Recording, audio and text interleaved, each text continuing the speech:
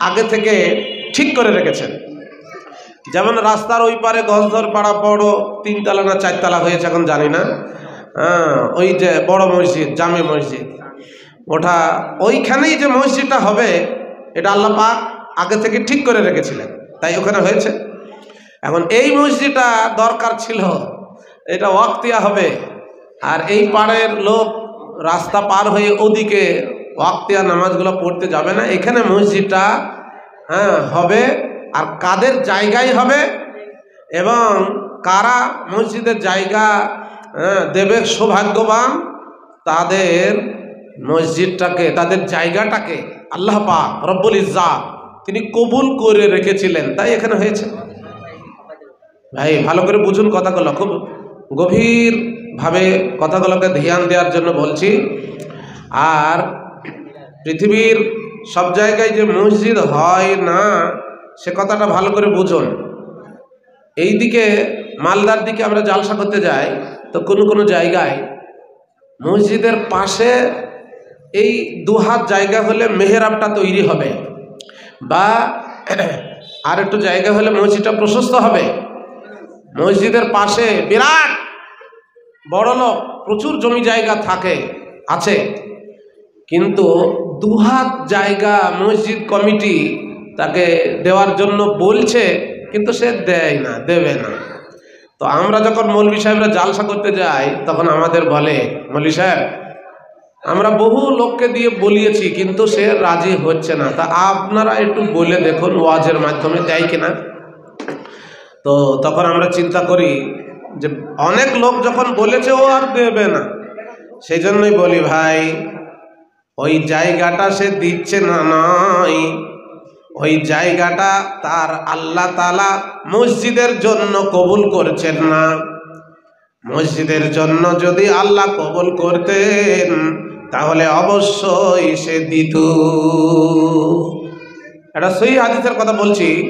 মসজিদের জন্য যদি কেউ 1 বিঘা মানে পাখির বাসা বরাবর জায়গা, হাদিসে এসেছে, ওর ইংরাজি ওর শব্দ হচ্ছে নেস্ট, NEST, নেস্ট মানে পাখির বাসা বরাবর জায়গা যদি কেউ মসজিদের জন্য দান করে বা দেয় নিছকভাবে, নিঃস্বার্থভাবে, আল্লাহ পাক রব্বুল ইজ্জাত এতই বড় মেহেরবান, এতই বড় দয়াবান যে ওই জায়গাটুকুর জন্যই তাকে জান্নাত দিয়ে দেবেন। বলুন আলহামদুলিল্লাহ, জোরে বলুন আলহামদুলিল্লাহ।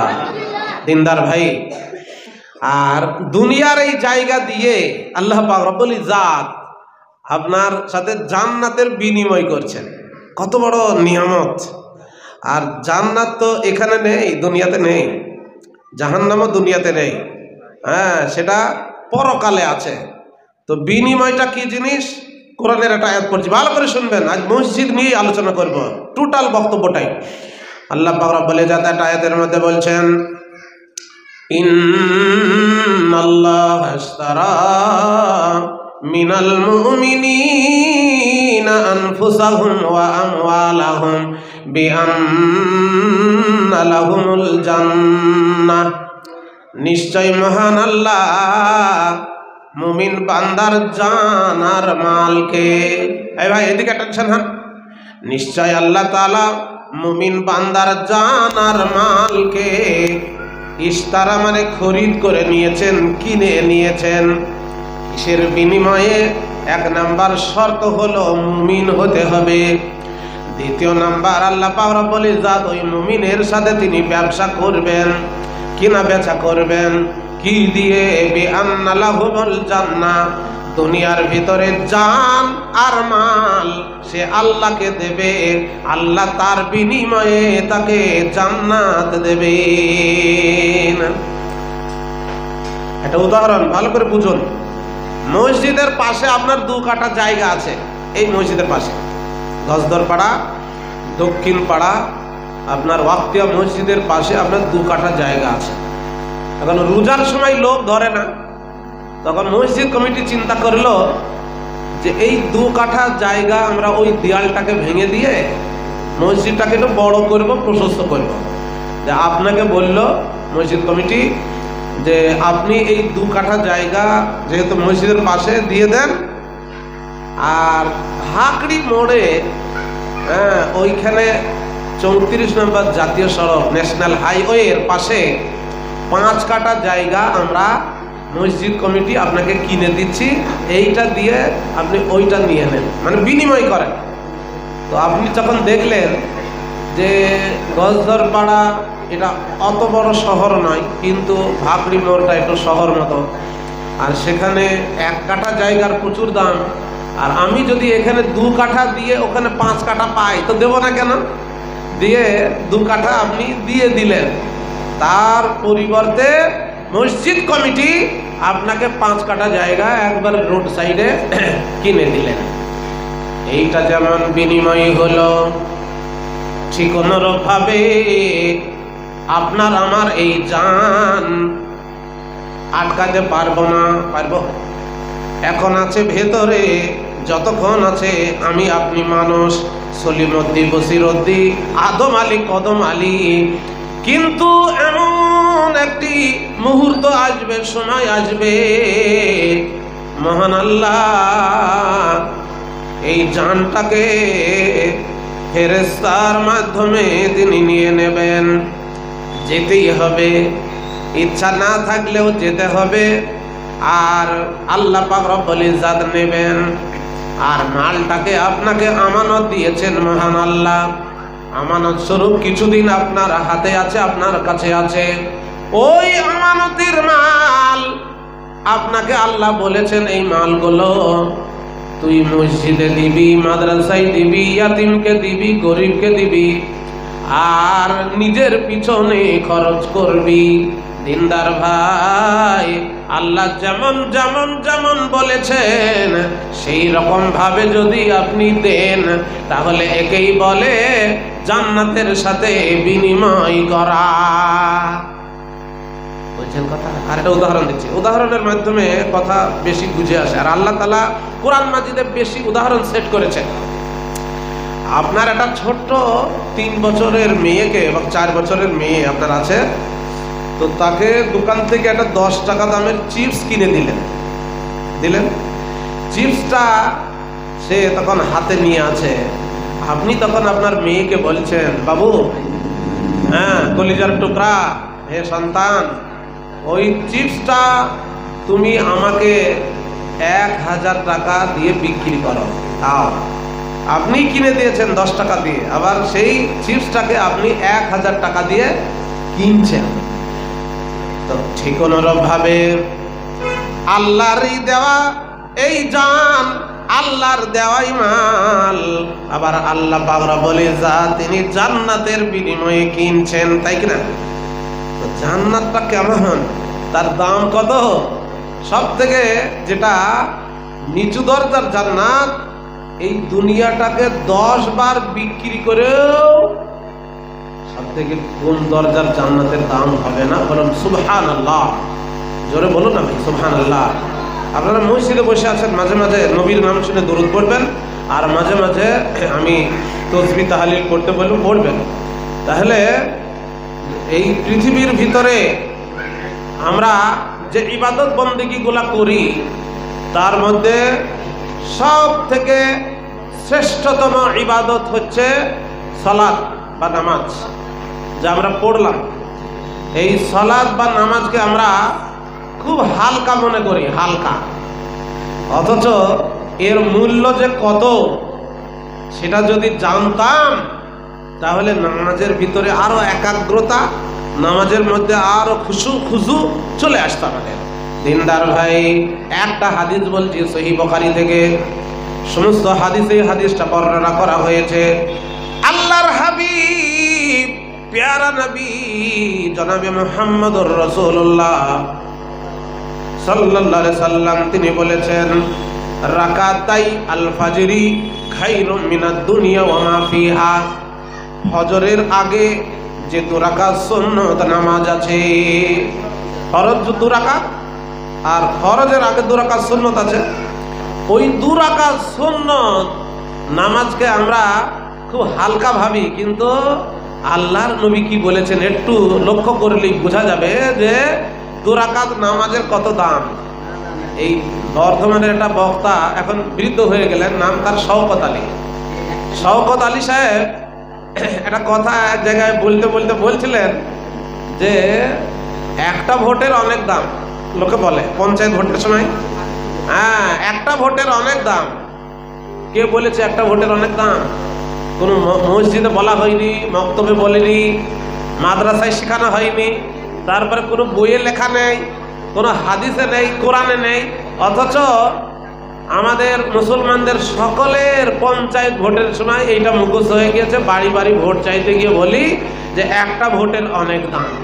কিন্তু মহানবী, বিশ্ব নবী, তিনি যে বলেছেন রাকাতাই আল ফাজরি খায়রুম মিনাদ দুনিয়া ওয়া মা ফিহা, 2 রাকাত নামাজ ফজরের আগে যে আছে সুন্নত, ওই 2 রাকাত সুন্নতের ফজিলত আর মর্যাদা আর নেকি কত। আল্লাহর হাবিব তিনি বলেছেন যে খায়রুন, খায়রুন মানে ভালো, মিনাদ দুনিয়া, দুনিয়া থেকে, ওয়া মা ফিহা আর দুনিয়ার ভিতরে যা কিছু আছে সব জিনিস থেকে। দুনিয়ার ভিতর কি আছে? সোনা দানা, আপনাদের গজধর পাড়ার এইসব বাড়ি ঘর এই দুনিয়াতেই আছে তো নাকি? এই দুনিয়াতে আছে আপনার বড় বড় ধনাঢ্যশালী দেশ আমেরিকা, তারপরে ব্রিটেন, হ্যাঁ এই দুনিয়ার ভিতরে এগুলো আছে। তো এমন একজন মানুষের মুখ থেকে এই কথাটা বার হয়েছে যিনি জীবনে কখনো মিথ্যা কথা বলেননি। আপনারা কি বলছেন? বলেছেন উনি? আরে ভাই বলো না, আপনারা গল্প করছেন খুব বেশি। এই যে গল্প করলে হবে না, আপনার গল্প করে তো বাইরে যান। আচ্ছা আমি আপনাদের জিজ্ঞাসা করছি, আল্লাহর নবী কি কখনো কাউকে ধোকা দিয়েছেন? পিছনে লোকগুলো বলছে না যে, তাহলে ওদের সন্দেহ আছে না? একটু বলেন না ভাই, আল্লাহর নবীর জীবনে কি কোনোদিন কাউকে মিথ্যা কথা বলেছেন? এর জোরে, আরো জোরে। আর জীবনে বিশ্ব নবী কাউরির সাথে প্রতারণা করেছেন? করেননি। তাইলে এমন একজন বিশ্ব নবী, নবীদেরও নবী, সারা পৃথিবীর মধ্যে যিনি সেরা মানুষ, যার আগের গুনাহ মাফ, পরের গুনাহ মাফ, যাকে কেন্দ্র করে মহান আল্লাহ পাক রব্বুল ইজ্জত গোটা কোরআন নাযিল করেছেন, সেই মহানবীর মুখ থেকে বার হচ্ছে খায়রুম মিনাদ দুনিয়া ওয়া মা ফিহা, দুনিয়া আর দুনিয়ার মাঝে যা কিছু আছে সব জিনিসকে যদি এক পাল্লায় চাপানো হয়, আর ফজরের আগে 2 রাকাত সুন্নতকে যদি আর এক পাল্লায় চাপানো হয়, তাহলে সব কিছু হালকা হয়ে ওই ফজরের আগের 2 রাকাত সুন্নতটা ভারী হয়ে যাবে। বলুন আলহামদুলিল্লাহ। আচ্ছা ভারতের মধ্যে সব থেকে পয়সা কার বেশি আপনারা বলতে পারবেন? এই ছেলেটা ঠিক বলেন, মুকেশ আম্বানি। দেখেছেন অতটুকু ছেলের মুখস্থ আছে। মুকেশ আম্বানি সব থেকে অর্থশালী, পয়সা। কিন্তু যাদের অ্যাকাউন্টে, এই ভাই ভালো করে শুনুন, যাদের অ্যাকাউন্টে 5 ওয়াক্তের নামাজ জমা হচ্ছে, তারা হচ্ছে পৃথিবীর মধ্যে সব থেকে বড় লোক এবং ধনাঢ্যশালী। সুবহানাল্লাহ বলুন। তাইলে ফজরের আগের 2 রাকাত সুন্নতের যদি এত মূল্য হয় যে সারা পৃথিবীর সব থেকে বেশি তার দাম যদি হয়, তাহলে মুকেশ আম্বানি আপনার কাছে এই ফজরের নামাজে যারা আসবেন, আজকে শুধু ফজরের নামাজে একদিন কারণ নামাজের যতটা মূল্য, মুকেশ আম্বানি আপনার কাছে গরিব, একবারে নিচু দরজা। সেই নামাজটা কোথায় পড়া হয়? তো কোথায় পড়া হয়? মসজিদে। সেই জন্যই মসজিদ নিয়েই আলোচনা করছি।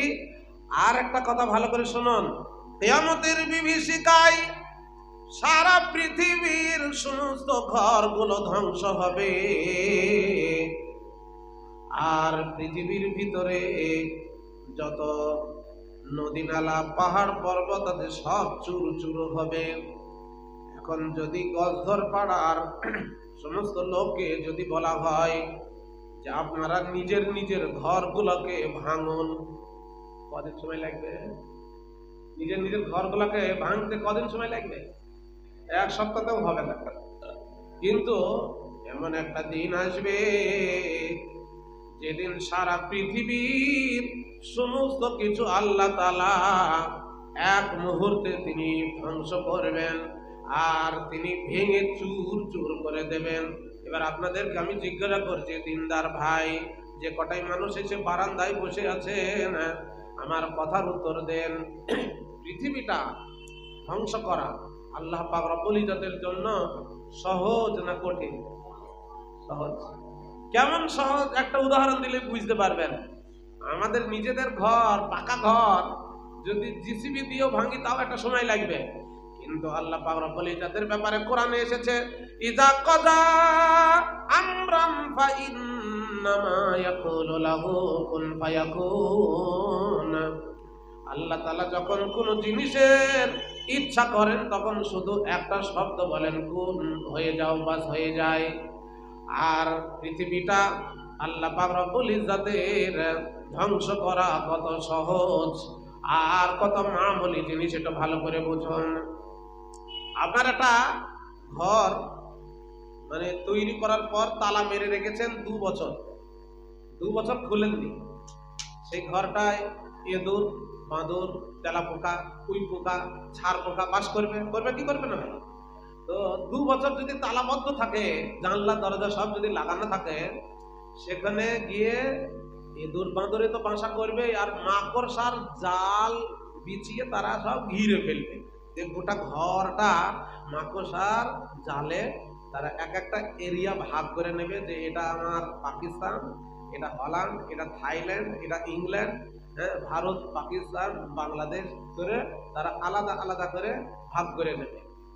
আপনার একটা ছেলের নাম ধরেন ইসরাফিল, ওই ঘরটা 2 বছর পর যখন তালাটা খুললেন, খুলে দরজাটাকে খুলে ভেতরে ঢুকে দেখছেন তো মাকড়সার জালে একবার গোটা ঘরটা দখল করে রেখেছে।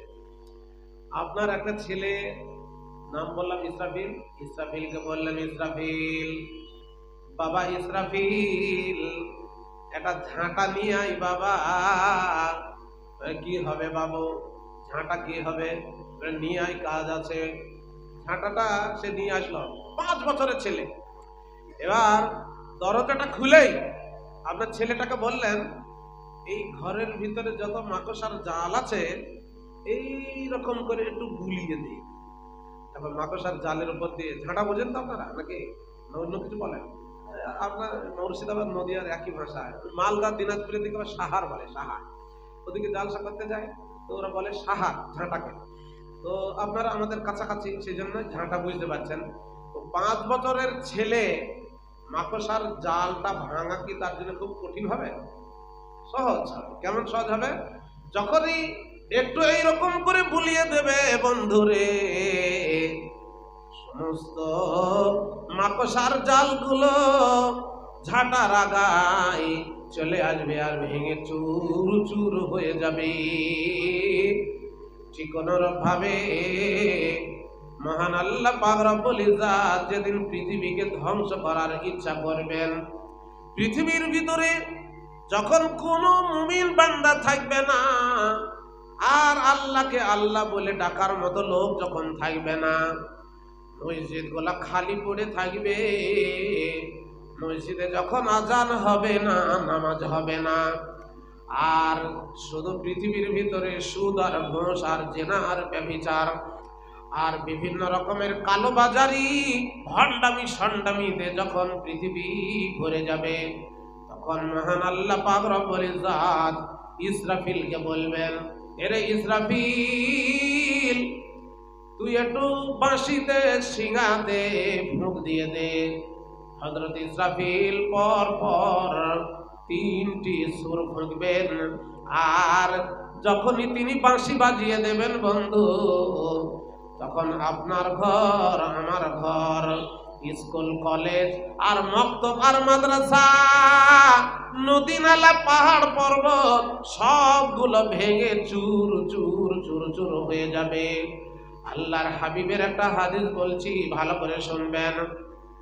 আল্লাহর নবী, বিশ্ব নবী জনাবে মুহাম্মদ রাসূলুল্লাহ সাল্লাল্লাহু আলাইহি সাল্লাম তিনি একটা হাদিস বর্ণনা করেছেন। হাদিসটার রাবী হচ্ছেন হযরত হুযায়ফা, ওয়া আন হুযায়ফাতাল উসাইদিল গিফারি রাদিয়াল্লাহু তাআলা আনহু, নাহানু নাযকুরু সাদা ফাআতা রাসূলুল্লাহি সাল্লাল্লাহু আলাইহি ওয়াসাল্লাম। আমরা কতিপয় সাহাবা, ভাই টাকা দিচ্ছে তো ওদিকে ও দিচ্ছে, আপনি তো দিচ্ছেন না, আমার দিকে তাকিয়ে থাকেন, ওদিকে কেন? কথাগুলো ব্রেনে ঢুকবে না। কথাগুলো বলছি খুব দামি কথা, চট করে একটা ছুটে গেলে তো আর বুঝতে পারবে না। তো কেউ টাকা দিতে আছে, সব লোক ওই দিকে তাকিয়ে থাকে। এখন এই কালেক্টর অফিসের যিনি আছেন ওনাকে আমার মনে হচ্ছে এখান থেকে সরিয়ে দিতে হবে, নিচের দিকে গেলে ভালো হয়। হ্যাঁ, কালেক্টরের অফিসের একটা চাকরি পেয়েছেন তো, ওই জন্য ওনাকে বলছিলাম একটু নিচে গেলে ওই দিক থেকে এসে দিয়ে চলে যাবে।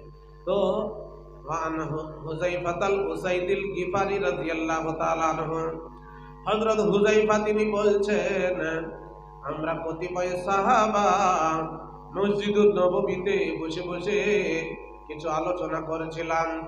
ফাআতা রাসূলুল্লাহি সাল্লাল্লাহু আলাইহি ওয়াসাল্লাম, ঈদ অবসরে আল্লাহর নবী তিনি আমাদের মসজিদুন নববীতে আসলেন এবং জিজ্ঞাসা করলেন, মা তাযকুরুনা হুযাইফা, হুযাইফা তোমরা মসজিদুন নববীতে বসে বসে কি নিয়ে আলোচনা করছো?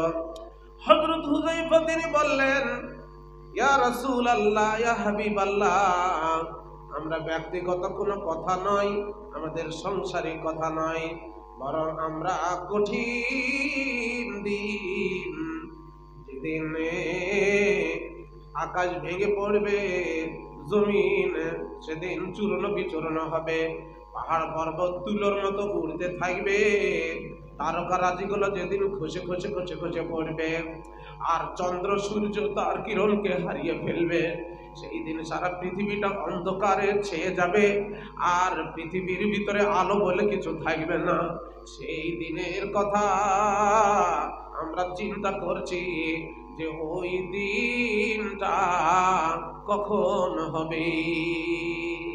হবে থাকবে নাকি? আপনারা কি বলছেন, হবে না? মনে হয় হবে। হ্যাঁ, অবশ্যই হবে। যেগুলো বলছি এগুলো ঘটবেই আপনার জীবনে, আমার জীবনে।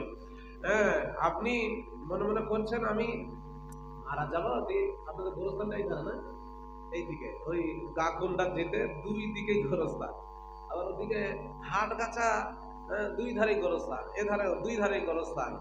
তো আপনারা দুনিয়াতে বেশি দিন থাকবেন না গোরস্থানে বেশি দিন থাকবেন? বাহ, খুব সুন্দর উত্তর। গোরস্থানে কতদিন থাকবেন? ট্রিলিয়ন ট্রিলিয়ন ট্রিলিয়ন বছর। হ্যাঁ, বিলিয়ন নাই, ট্রিলিয়ন বছর ধরে থাকতে হবে। দুনিয়ার জীবন তো 60 বছর নাকি? আর ওইখানে কবরে শুয়ে শুয়ে কাটাতে হবে কতদিন, তার দুই একটা উপমা দিলে বুঝতে পারবেন। হযরত আদম তিনি দুনিয়ায় বেঁচে ছিলেন কতদিন? 1000 বছর। আর 1000 বছর তিনি এখান থেকে মরে গিয়ে কবরে চলে গিয়েছেন আলামে বারজাখে, মানে পর্দার আড়ালের জগতে। হযরত আদম তিনি সেই থেকে নিয়ে আজ পর্যন্ত, এই মুহূর্ত পর্যন্ত সেখানে শুয়ে আছেন। বন্ধুরে, এই গাকন্ডার মানুষ কিংবা এই গজদর পাড়ার মানুষ, এই মসজিদটা যে মুরব্বীরা তৈরি করেছিলেন, তারা আজকে ওখানে শুয়ে আছেন কতদিন ধরে। শুধু তাই নয়, আল্লাহর নবী, বিশ্ব নবী, তিনি দুনিয়ায় বয়স পেয়েছিলেন মাত্র 63 বছর। সেই দয়ার নবী, সোনার নবী, তিনি সোনার মদিনায় শুয়ে আছেন। আজ থেকে নিয়ে 1450 বছর আগে আল্লাহর নবী তিনি মারা গিয়েছেন, আল্লাহর ডাকে সাড়া দিয়ে চলে গিয়েছেন। আর সোনার মদিনায় শুয়ে শুয়ে আপনার দরুদের জবাব দিচ্ছেন। হে গজদর পাড়ার মানুষ, হে মুর্শিদাবাদের মানুষ, আল্লাহর নবী ওই জায়গায় গিয়েছেন পর্দার আড়ালের জগতে, যেখানে একবার মানুষ গেলে আর দ্বিতীয়বার দুনিয়াতে ফিরে আসেনি, আসবে না। তাহলে আপনার জীবন আর কতদিন, আর কি রকম ভাবে আপনি আমি জীবন কাটাচ্ছি, একটু ভালো করে নিজেকে বুকে হাত দিয়ে অনুধাবন করুন।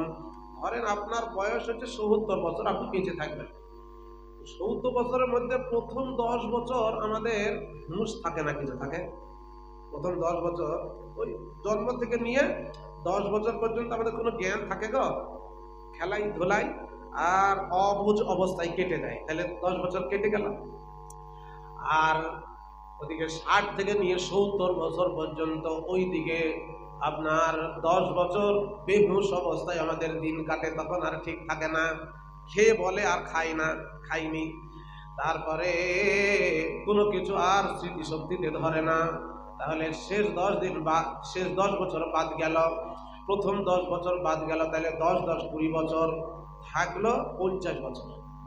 50 বছরের মধ্যে আপনার অর্ধেক দিন আর অর্ধেক রাত, কথাগুলো ঠিক বলছি না ভুল বলছি?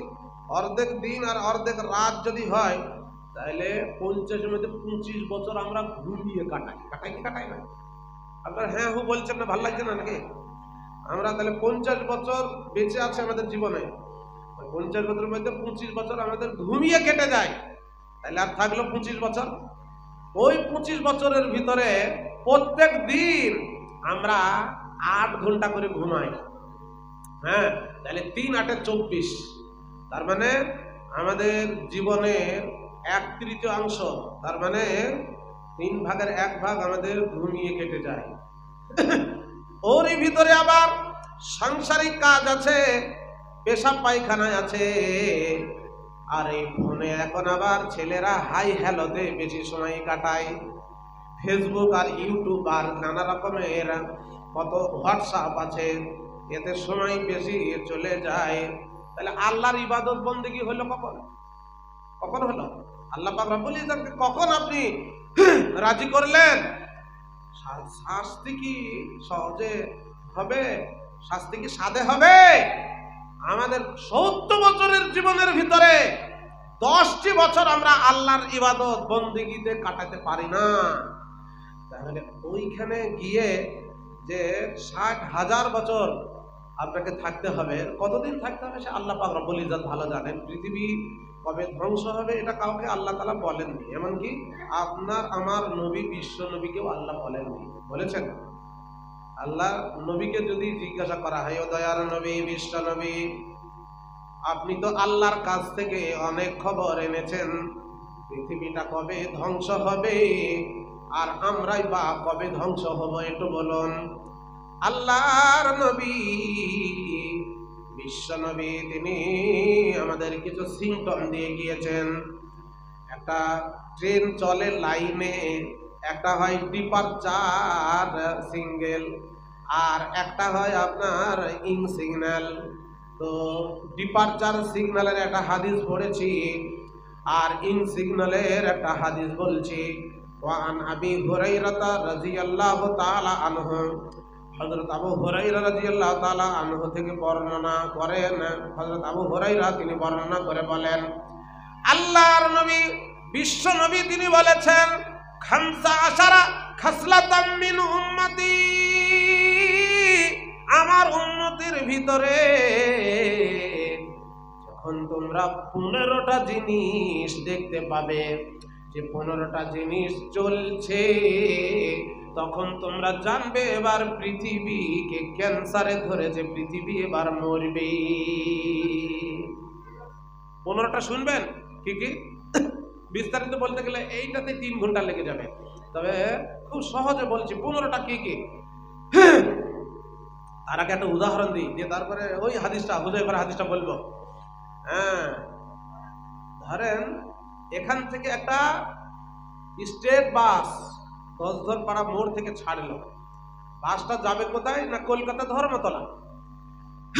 কলকাতা ধর্মতলা যখন ওইদিকে পাড়ি দিতে লাগলো, বাসটা টান মারতে লাগলো, আপনি চড়ে আছেন বাসে, ওই দশধরপাড়া থেকে যখন বাসটা আপনার বেলডাঙ্গা বড়ুয়া পার হবে, রেজিনগর পার হয়ে পলাশির দিকে যখন টান মারবে, তখন বারবার কাউকে জিজ্ঞাসা করতে হবে না যে এখান থেকে কলকাতা কত দূরে।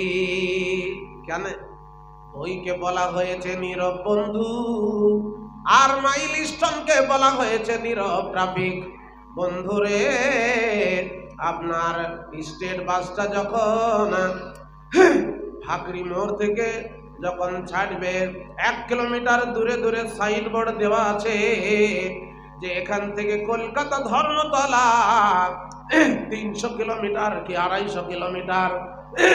আপনি কিলোমিটার দেখে মাইলস্টোন আপনাকে বলে দেবে।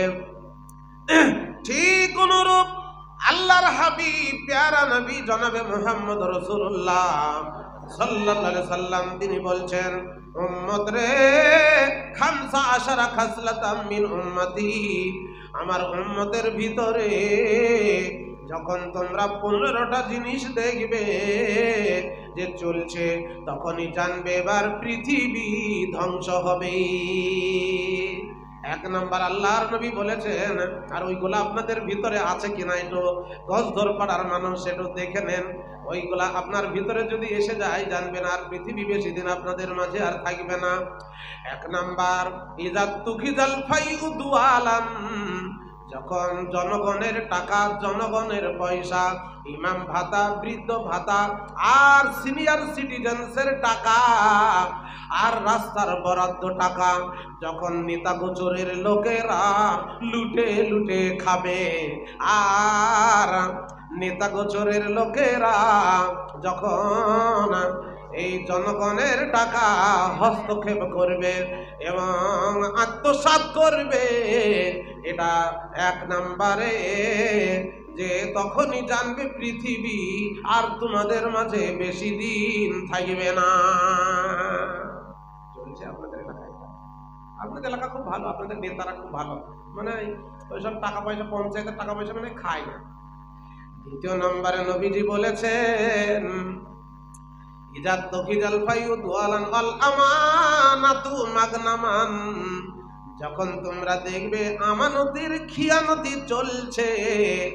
আমানতের খিয়ানতিটা কি জিনিস একটু বলে দিই, ভালো করে বুঝে নেবেন।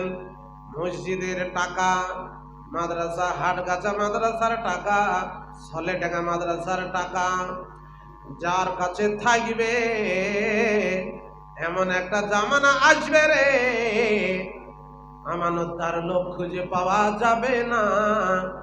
আর ওই আমানতের গচ্ছিত টাকা তারা নিজের ব্যক্তিগত সংসারে যখন ব্যয় করবে আর আমানতের খিয়ানতি করে বসবে। মসজিদের টাকা কিংবা মাদ্রাসার পয়সা যদি কাউরির কাছে 20,000 টাকা রাখা হয়, আর 2 দিন পরে যদি তাকে গিয়ে বলা হয়, ভাই ওই 20,000 টাকা মসজিদের মেহরাব করতে হবে, তুমি দাও, তো 18,000 টাকা খরচ করে দিয়ে 2,000 টাকা আপনাকে দিয়ে বলবে যে 18,000 টাকা খরচ হয়ে গিয়েছে। এটাই হচ্ছে আমানতের খিয়ানতি। 3 নম্বরে বিশ্বনবী এই রকম করে একটা করে বলেছেন, বলতে গেলে অনেক সময় লাগবে।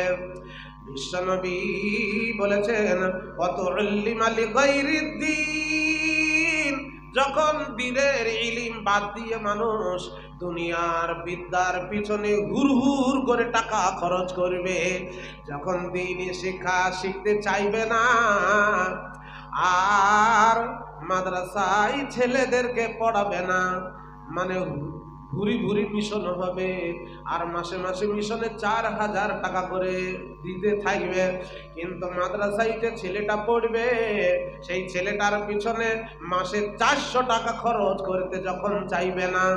এখন মানে ওই যুগটা চলে এসেছে নাকি, আলামিন মিশন থেকে শুরু করে এলাকায় এদিকে ডোমকলে, তারপরে বিভিন্ন জায়গায় কত যে মিশন হয়েছে। আর সলেডাঙ্গা মাদ্রাসায় এখানকার ছেলে বেশি নেই, এখানে হাটগাছা মাদ্রাসা আছে, ওইদিকে খিদিরপুর মাদ্রাসা জালসায় একবার গিয়েছিলাম, ওখানে এখানকার ছেলের সংখ্যা খুব কম, আর মিশন গুলাতে ছেলে নিতে পারছে না। তো যখন এই রকম চলবে তখন জানবে পৃথিবীকে ক্যান্সারে ধরেছে। বিশ্বনবী তারপরে বলেছেন, যখন তোমরা দেখবে মসজিদ গুলোতে মানুষ জোরে জোরে কথা বলবে, মসজিদ যখন জুমার দিন আসে, তো জুমার দিনে ইমামকে নিয়ে, সরদারকে নিয়ে, সেক্রেটারি নিয়ে আর সভাপতি নিয়ে মসজিদে ঝগড়া হয় কি হয় না, আর জোরে জোরে মানুষ কথা বলে। আর ডাক্তারের কাছে যখন যায় তখন আস্তে আস্তে কথা বলে, কেন ওখান থেকে বার করে দেবে সেই জন্যই। কিন্তু মহান আল্লাহ পাক রব্বুল ইজ্জত স্বয়ং মসজিদে হাজির আছেন, আর মসজিদে এসে আমরা জোরে জোরে জোরে জোরে দুনিয়ার কথা বলি আর ঝগড়া করি। তো আল্লাহর নবী ওই দিকে ইশারা করে বলেছেন, এমন একটা জমানা আসবে যখন তোমরা দেখবে মসজিদে মানুষ জোরে জোরে কথা বলেছে। আর তারপরে নবীজি বলেছেন যাকাতু মাগরামান, যখন মানুষ দান করাকে জুরমানা মনে করবে, যাকাত দেওয়াকে জুরমানা মনে করবে। আর সলেডাঙ্গা মাদ্রাসার মৌলভী সাহেবরা যখন আপনাদের বাড়িতে বাড়িতে আসবে, যারা যাকাত দেনেওয়ালা তারা যাকাত দেবে না বলে, ফাঁকি দেবে বলে বলে যে আমার যাকাত দেওয়া হয়ে গিয়েছে, আপনি দেরিতে এসেছেন। আমার দিনদার ভাই, মসজিদের জন্য যদি কাউকে বলা হয় মসজিদে আপনি কিছু টাকা দেন, তাহলে সে দিতে চাইবে না। যখন এই রকম ভাবে চলবে তখন জানবে পৃথিবীকে ক্যান্সারে ধরেছে। এটা উদাহরণ দিচ্ছি, ভালো করে শুনবেন কথাটা। আপনার বাপের অসুখ হলো, আপনি নিয়ে গেলেন নীলরতন হসপিটালে। ভাই শুনছেন তো? নীলরতন হসপিটালে আপনার বাপকে নিয়ে গেলেন, দিয়ে আপনার বাপের বডিটা এক্সরে ক্লিনিকের ক্যামেরার টেবিলে শুইয়ে দিয়ে ফট করে একটা ফটো তুলে নিল ডাক্তাররা। ফটো তুলে দেখছে তো ভেতরে ব্লাড ক্যান্সারের ভাইরাস ছড়িয়ে গিয়েছে, ব্লাড ক্যান্সারের ভাইরাস ছড়িয়ে গিয়েছে। এবার আপনাদের 4 ভাই, আপনারা বাপকে নিয়ে গিয়েছেন, বাপকে চেক আপ করলেন, দিয়ে আপনাকে ডেকে ওই ডাক্তার বলে দিল আপনার বাপের ব্লাড ক্যান্সারের ভাইরাস ভেতরে ছড়িয়ে গিয়েছে, আপনি বাড়ি নিয়ে যান, যা খেতে চাই খাওয়ান। তো তখন আপনাদের মধ্যে এক ভাই বলছে, আচ্ছা বাপের ফটোটা একটু তুলে দেখি। দিয়ে স্টুডিওর ক্যামেরা টেবিলে নিয়ে গিয়ে বসিয়ে দিয়ে যখনই ফটোটা তুলছে, তো তার সুন্দর বডি, কোনো রোগ নেই, কিছু নেই। তো তখন বলছে এই তো বাপের কোনো রোগ নেই। আচ্ছা আপনারা বলুন, স্টুডিওর ক্যামেরাতে ভেতরে কি রোগ আছে ধরা পড়বে। কিন্তু এক্সরে ক্লিনিকের ক্যামেরায় ও ঠিক বলে দেবে ভেতরের হাড়ের ক্ষতি হয়েছে না শিরা ছিঁড়ে গিয়েছে, না কোন জায়গায় কি গন্ডগোল আছে। ঠিক অনুরূপ আপনি বৈজ্ঞানিকদের বইগুলা পড়বেন, দার্শনিকদের বইগুলা পড়বেন, আর যদি জিজ্ঞাসা করেন তো বলবে দার্শনিকরা বৈজ্ঞানিকরা বলবে পৃথিবী খুবই অগ্রগতি, পৃথিবীর ভিতরে টেলিটেক্স এসেছে, ফ্যাক্স এসেছে, পৃথিবীর ভিতরে ইন্টারনেট এসেছে, পৃথিবীর ভিতরে মোবাইল এসেছে, পৃথিবী খুবই, মানুষ চাঁদের পিঠে উড়ে গিয়েছে, পৃথিবীটা খুবই অগ্রগতি। আর দিনদার ভাইরা, কোরআনকে যদি আপনি জিজ্ঞাসা করেন, হে কোরআন তুমি একটু আমাদেরকে পৃথিবী সম্পর্কে একটু খবর দাও, তখন কোরআন বলবে পৃথিবীকে ক্যান্সারে ধরেছে। মানে এইগুলো চলছে, যেগুলো বললাম চলছে কি চলছে না আপনাদের এলাকায় চলছে। তো কোরআন বলবে পৃথিবী ধুকে ধুকে ধুকে ধুকে মরবে, আর বেশি দিন তোমাদের মাঝে পৃথিবী থাকবে না। আমার দিনদার ভাই, ঠিক অনুরূপভাবে আল্লাহর হাবিব প্যারা নবী তিনি এটা হাদিসের মধ্যে ওই হুযায়ফার হাদিসে বলেছেন, হে হুযায়ফা লা তাকুমুস সাতু, কিয়ামত ততদিন আসবে না, কিয়ামত ততদিন কায়েম হবে না ততদিন পৃথিবী ঠিক থাকবে যতদিন তুমি হাত্তা তারাও আশার আয়াতিন, যতদিন তুমি 10টা জিনিস নিজের চোখে না দেখবে। সে 10টা কি কি? 1 নাম্বার হলো দাখালা ইয়াজুজা ওয়া মাজুজা ওয়া ঈসা ইবনে মারিয়ামা দাব্বাতুল আরজ। আর বিশ্বনবী তিনি বলেছেন যে অদ্দুখান, যখন দেখবে পৃথিবীর ভিতরে ধোঁয়া এসেছে, দাজ্জাল এসে গিয়েছে, পৃথিবীর ভিতরে ইয়াজুজ মাজুজের কম ছড়িয়ে গিয়েছে, যখন তুমি দেখবে হযরত ঈসা আকাশ থেকে নেমে গিয়েছেন আর দাজ্জালকে এক চরে তিনি শেষ করেছেন। আর তারপরে সালাসাতা খুসুফিন, তিনখানা ভূমিকম্প হবে পৃথিবী ধ্বংস হওয়ার আগে। খুসুফিল মাশরিকি, খুসুফিল মাগরিবি, খুসুফিল জাজিরাতিল আরব। একটা ভূমিকম্প পূর্ব দিক থেকে শুরু হবে আর কাঁপতে কাঁপতে কাঁপতে কাঁপতে পশ্চিম দিকে চলে যাবে।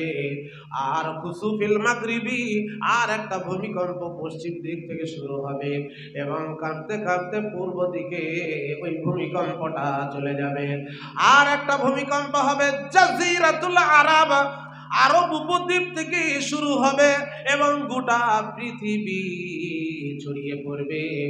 আর পৃথিবীটা এইরকম ভাবে ধ্বংস হবে।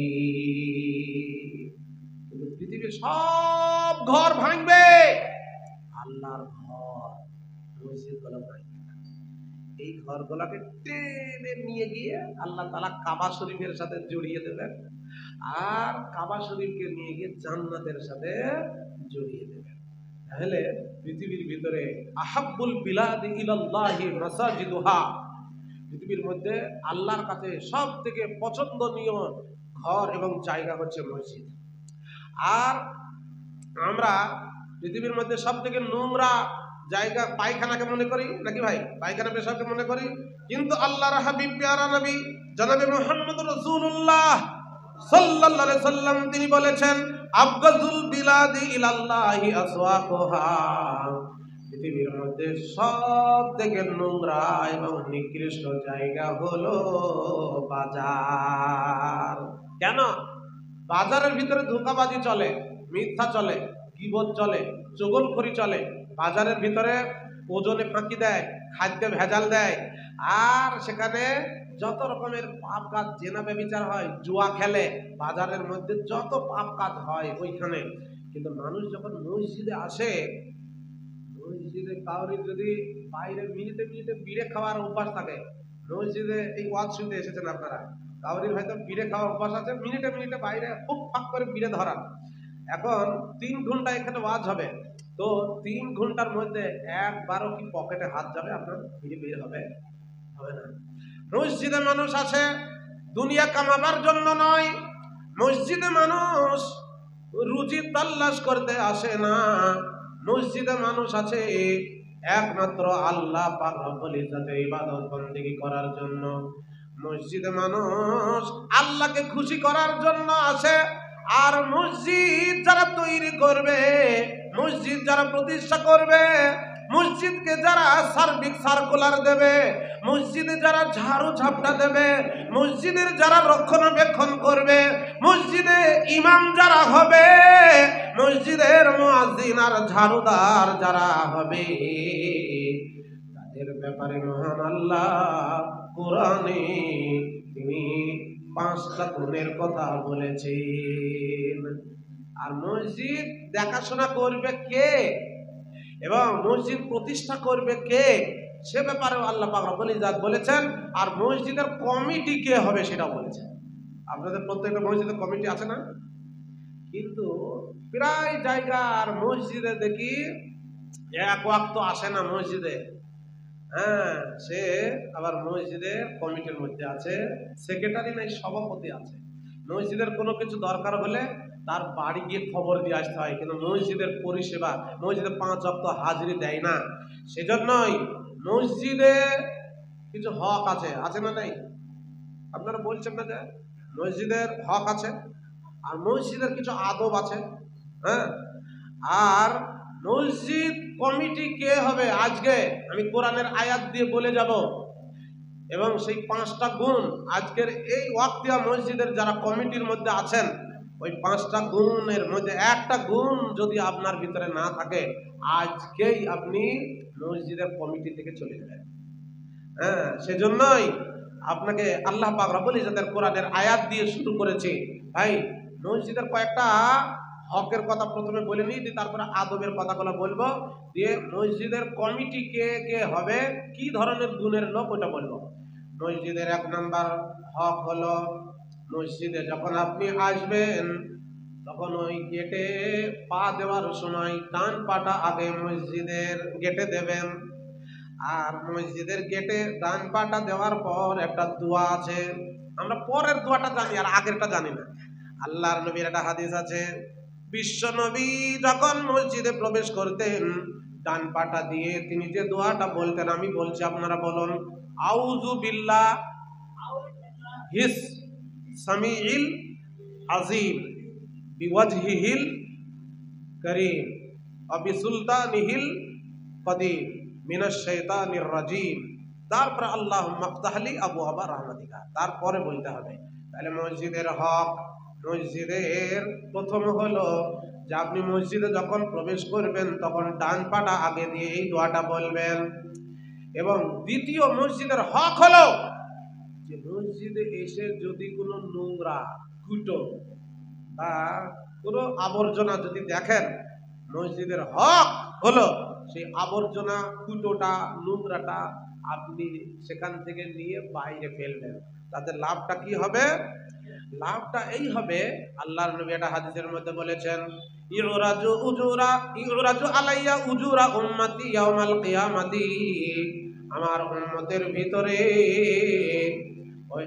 ওই লোকটার ওই কুটোটা যে বাইরে ফেললো তার নেকিটাও কিয়ামতের দিন হাইলাইট করে দেখানো হবে যে তুমি গজধর পাড়ার ওয়াক্তিয়া মসজিদ থেকে এই কুটোটাকে বাইরে ফেলেছিলে। কোন সেক্রেটারি বা সভাপতি যদি মসজিদে আসে আর যদি দেখে যে কোনো জায়গায় নোংরা পড়ে আছে, তখন গরম দেয় কাকে? ইমামকে, নাই মুয়াজ্জিনকে, আর না হয় ঝাড়ুদারকে, আর বলে যে এইখানের কুটোটা তুমি দেখতে পাচ্ছ না, এটাকে পরিষ্কার করে দাও। মানে নেকিটা সে নেবে না, ওকে নিয়ে করাবে। কিন্তু মসজিদে এসে যদি দেখে যে 10,000 টাকার একটা কুড়া পড়ে আছে, তো তখন মুয়াজ্জিনকে বলবে এটা আড়াল হ, দিয়ে টাকাটাকে নিয়ে পকেটে ভরবে। হ্যাঁ, তখন আর বলে না ওদের টাকাটা পড়ে আছে রে। হ্যাঁ দিনদার ভাই, সেই জন্য মসজিদের এটা একটা হক যে মসজিদে এসে যদি দেখেন কোনো নোংরা পড়ে আছে, কুটো পড়ে আছে, সেটাকে নিয়ে বাইরে ফেলবেন। আর একটা হক হলো মসজিদে এসে সুন্দরভাবে উজু করবেন, আর ওই উজুর মাধ্যমে আল্লাহ তাআলা আপনার গুনাহগুলোকে ওই রকম ঝরাবেন যেরকম ভাবে যদি সাজনে গাছে শুঁয়োপোকা থাকে, সাজনে গাছ বুঝেন তো আপনারা? সাজনে গাছে যদি শুঁয়োপোকা থাকে আর যদি একটু আগুন লাগিয়ে শুঁয়োপোকাতে ধরা হয়, শুঁয়োপোকা গুলা যেমন ঝরঝর ঝরঝর ঝরঝর করে ঝরে দেয়, আল্লাহর নবী বিশ্ব নবী তিনি বলেছেন বান্দা যখন হাত ধয় খারাজাত খাতায়াহু মিনাল বাদানি, তার সমস্ত গুনাহগুলো, হাতের গুনাহগুলো ঝরে ঝরে ঝরে ঝরে পড়ে যায়। আর সুন্দরভাবে কমপ্লিট আল্লাহ পাক রব্বুল ইজ্জত যেরকম উঁচু করতে বলেছেন সেই রকম যদি উঁচু করেন, তাহলে আপনার জন্য জান্নাতের 8টি দরজা আল্লাহ তাআলা খুলে দেবেন। বলুন আলহামদুলিল্লাহ। হযরত আবু বকর সিদ্দিকের ব্যাপারে বলা হয়েছে জান্নাতের 8টি দরজায় তাকে ডাকবে, তাই তো? আর এই যুগে যারা উজুটাকে সুন্দর করে করবে, মসজিদে হোক বাড়িতে হোক, তার সমস্ত গুনাহগুলোকে ঝরে গিয়ে আর উজুর শেষের দোয়াটা যদি পাঠ করে, তাহলে তার ব্যাপারে বলা হয়েছে তার জন্য জান্নাতের 8টা দরজাই খোলা হবে। আমার দিনদার ভাই, ইসলাম দরদি মা বোন, আবার আমাদের একটা বদ অভ্যাস আছে কি জানেন?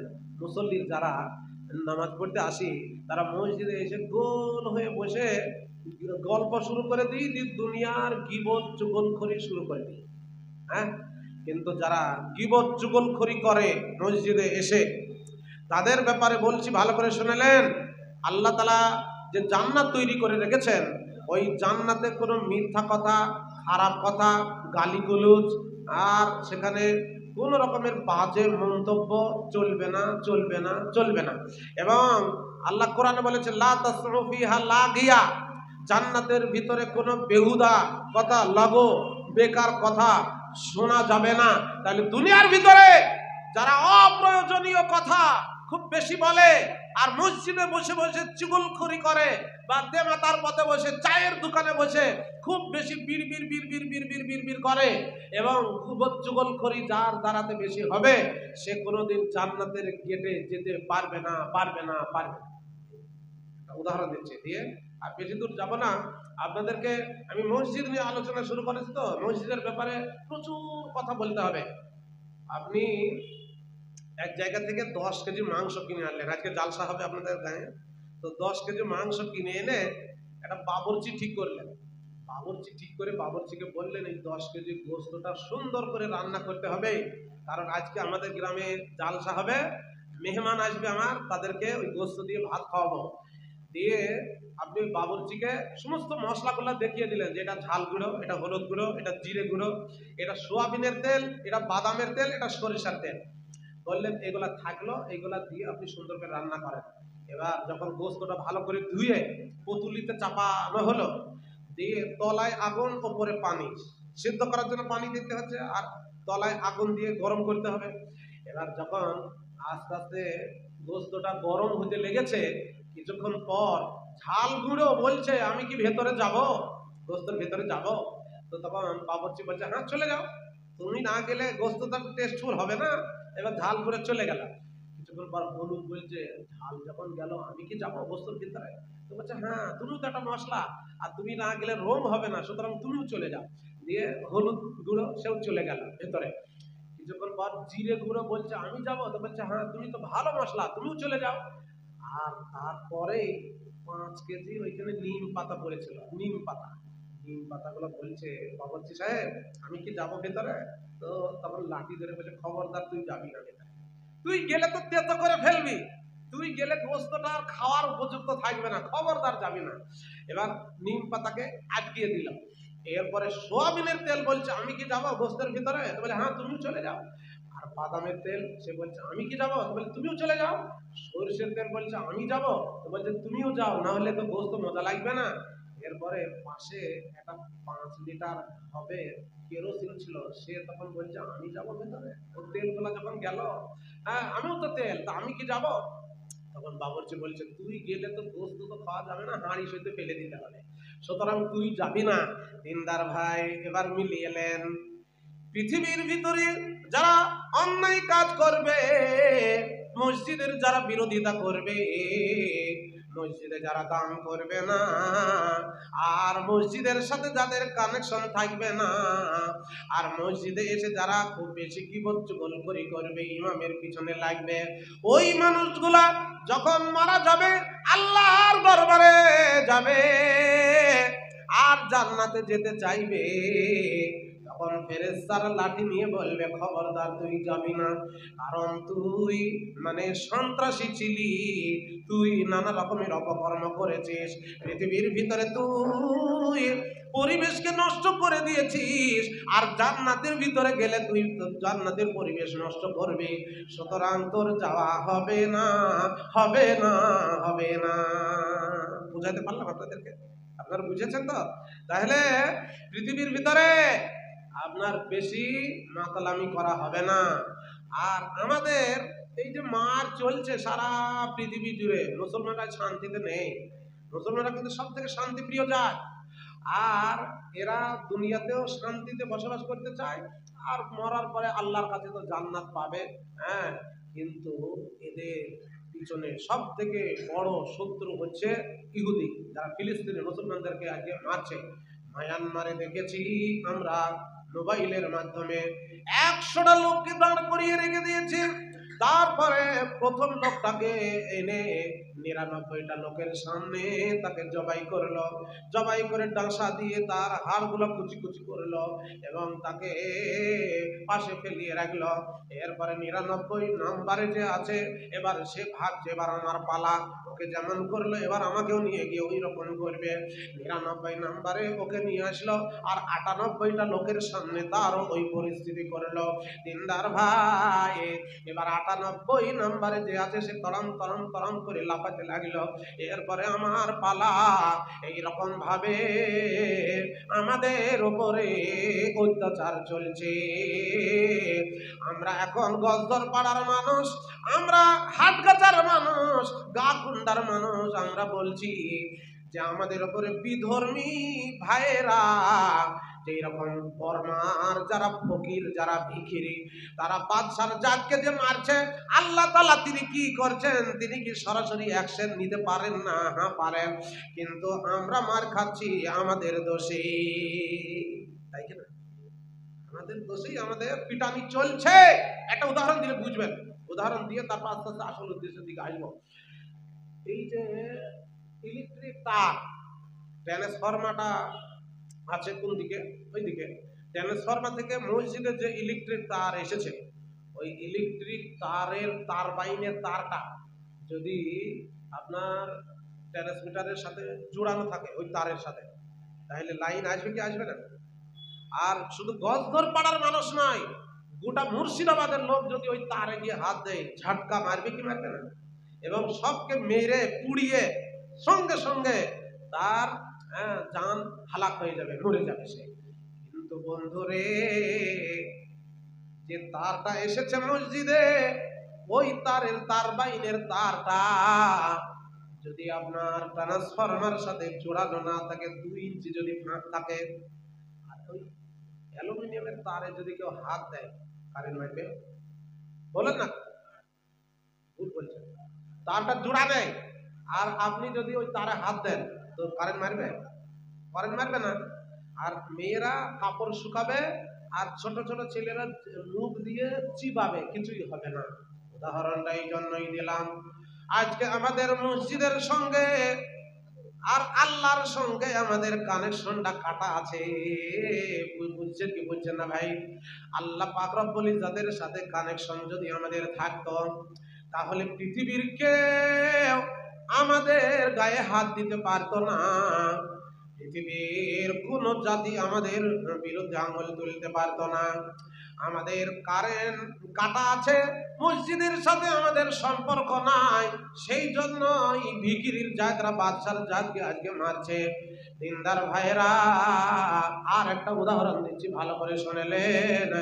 সেটা হলে এই গজদর পাড়ার 200টা লোক একটা লরি ট্রাকে বুঝাই হয়ে এই এই দিক দিয়ে যাচ্ছে। কোথায় যাবে? ওই লাইন পার হয়ে ওই পারে, ওই যে রেলের লাইন দিয়েছে, লাইন পার হয়ে ওদিকে যাবে। কিন্তু হাজারদুয়ারি এক্সপ্রেস সে লালগোলা থেকে প্রত্যেকদিন 4:30 না 5:30টায় ছাড়ে, 4:30টায় ছাড়ে। এখন গেটটা বন্ধ ছিল না, হ্যাঁ, হুড়মুড় করে এই লরিটা যখনই লাইনের উপরে উঠেছে, আর তখন হাজারদুয়ারি এক্সপ্রেস এসে আপনার এই গাকুন্ডার আর গজদরপাড়ার 200টা লোককে ধাক্কা দিয়ে, ট্রেনে ধাক্কা দিয়ে সব কটাকে আলু ভর্তার মতো, বেগুন ছানার মতো করে দিল। এখন এই গ্রামের যিনি মেম্বার কিংবা প্রধান, তিনি যদি হাজারদুয়ারি এক্সপ্রেসকে বলেন, এ হাজারদুয়ারি এক্সপ্রেস, তুই আমার গ্রামের 200টা লোককে মেরে দিয়েছিস, তোকে মারবো, তোর নামে এফআইআর করব, থানায় কেস করব। যদি এই গ্রামের মেম্বার বা প্রধান যদি এ কথা বলে, ট্রেন কিন্তু একটা কথা বলবে, দিয়ে সমস্ত কথাগুলো কেটে দেবে, বলবে আমি লাইনে আছি, আমি লাইনে আছি রে, তুই কেন আমার লাইনে এলি বল, আমি বেলাইন চলি না। সুতরাং ট্রেন যদি 200টা লোককে কেটে দিয়ে বেরিয়ে চলে যায়, কোনো কেস হবে না। হবে? ট্রেনের বিরুদ্ধে কোনো কেস করা যাবে না? থানায় কেস নেবে? নেবে না। আর একটা কেস নেবে না, আপনি হন্তদন্ত হয়ে থানায় গিয়েছেন, বড়বাবুকে খুঁজছেন, বড়বাবু আসেন আসেন, তা কি হলো কি হলো? তো বলছে একটা কেস লিখতে হবে, একটা এফআইআর করবো, তাড়াতাড়ি আপনি কাগজ কলম নিয়ে আসেন। কাগজ কলম নিয়ে এসে ধরে বলছে, বলেন হ্যাঁ কি হয়েছে? বলছে আমার বাপকে মেরে ফেলেছে।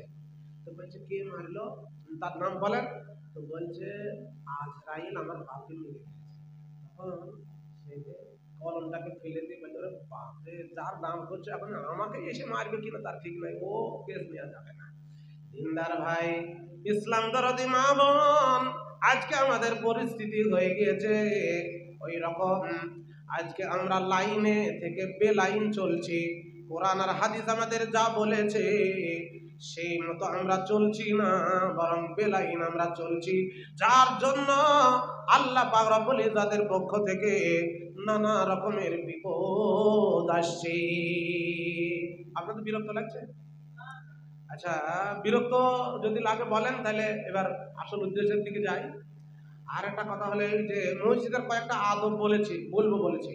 তো 1 নম্বর আদব হচ্ছে যে মসজিদ যারা প্রতিষ্ঠা করবেন, প্রথমেই এই মসজিদটা প্রথম যখন তৈরি হয়েছে, তো নিশ্চয় কেউ তৈরি করেছে। তো তো মসজিদ যারা প্রতিষ্ঠা করবে, প্রথম নাম্বার আদব হচ্ছে মসজিদ তৈরি হবে তাকওয়ার উপরে। কি কথা বললাম ভাই? তাকওয়ার উপরে। আর আল্লাহ পাক রব্বুল ইজ্জাত তিনি আল্লাহর নবীকে দিয়ে তার জীবনের প্রথম যে মসজিদটা তৈরি করিয়ে নিয়েছিলেন, ওই মসজিদটার নাম হচ্ছে মসজিদে কুবা। মসজিদে কুবার যখন ভিত রাখছিলেন আল্লাহর হাবিব পেয়ারা নবী জনাবে মুহাম্মদ রাসূলুল্লাহ সাল্লাল্লাহু আলাইহি সাল্লাম, সে ব্যাপারে বিশ্ব নবীর ওই মসজিদের ব্যাপারে আল্লাহ বলেছেন, লা মসজিদুন উসসিসা আলা তাকওয়া মিন আউয়ালি ইয়াউমিন। প্রথম যে মসজিদের ভিত রাখা হয়েছিল, বিশ্ব নবী রেখেছিলেন, সেটা তাকওয়ার উপরে। মসজিদের দেওয়াল হবে ইটের, মসজিদের ফার্নিচার হবে, মসজিদের স্ট্রাকচার হবে ইট, বালি, সিমেন্ট আর আপনার পাথর দিয়ে। কিন্তু প্রথম যে মসজিদের ভিত রাখা হবে সেটা তাকওয়ার উপরে। এখন মসজিদ যারা প্রতিষ্ঠা করবেন আর মসজিদ যারা পরিচালনা করবেন, মসজিদে যারা ইমামতি করবেন আর মসজিদকে যারা ঝাড়ু ঝাপটা দেবেন, মসজিদে যারা কমিটি হবেন, তাদেরও এই কথাটা শোনার দরকার আছে। 2 নম্বর মসজিদের আদব হলো মসজিদে তাওহীদ প্রতিষ্ঠা করতে হবে। মসজিদে শিরক করা যাবে না, যাবে না। আপনাদের মসজিদগুলো কি শিরিক হয়? হয় না তো? মসজিদে আসবেন তো মসজিদে ইমামকে, মুয়াজ্জিনকে, মুসল্লিদেরকে, এটা একটা আদব যে মসজিদে তাওহীদ প্রতিষ্ঠা হবে। তার দলিল কি? কোরআন মাজিদের একটা আয়াত। আল্লাহ পাক রব্বুল ইজ্জাত বলেছেন, ওয়া আন্নাল মাসাজিদা লিল্লাহি ফালা তাদউ মাআল্লাহি আহাদা। নিশ্চয় মসজিদ হলো আল্লাহর, আর সেই মসজিদে ফালা তাদউ মাআল্লাহি আহাদা, মসজিদে এসে আল্লাহকে বাদ দিয়ে অন্য কাউকে ডাকাডাকি হাঁকাহাঁকি করা যাবে না, যাবে না। আল্লাহকে বাদ দিয়ে অন্য কাউরির কাছে সাজদা দেওয়া যাবে না, আল্লাহকে বাদ দিয়ে অন্য কাউরির কাছে যাচাঙ্গা করা যাবে না। এটা মসজিদের বিরাট আদব।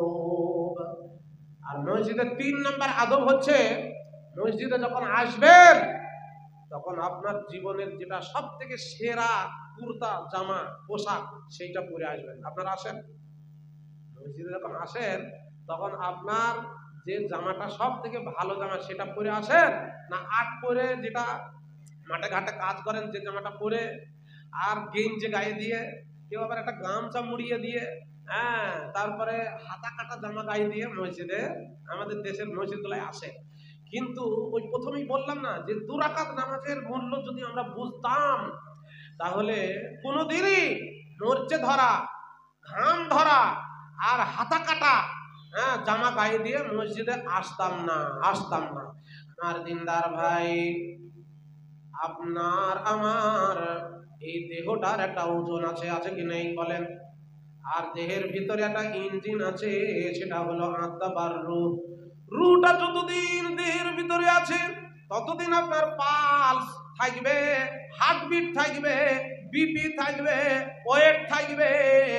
কিন্তু যখনই রূহটা বেরিয়ে চলে যাবে তখন আর হার্টবিট থাকবে না, পালস থাকবে না, আর বিপি থাকবে না, শুধু ওয়েটটা থাকবে। আর দেহটা দেখা যায় কিন্তু ভেতরের যেটা আত্মা ওটা কোনোদিন দেখা যায়নি, যাবে না, যাবে না। ভেতরের আত্মাটা আমরা ধরতে পারি না, ফটোতে আমাদের ওঠে না, আর আজ পর্যন্ত কেউ কাউকে আটকাতে পারেনি, এবং ওটা অদৃশ্য, দেখা যায় না। আর দেখা যায় না বলে সেই জন্যই তার কাফন দিতে পারি না, তাই কি না? আমরা দেহটা দেখতে পাই আর দেহটার কাফন দিই, কিন্তু ভেতরের আত্মার কাফন আপনি আমি দিতে পারবো না।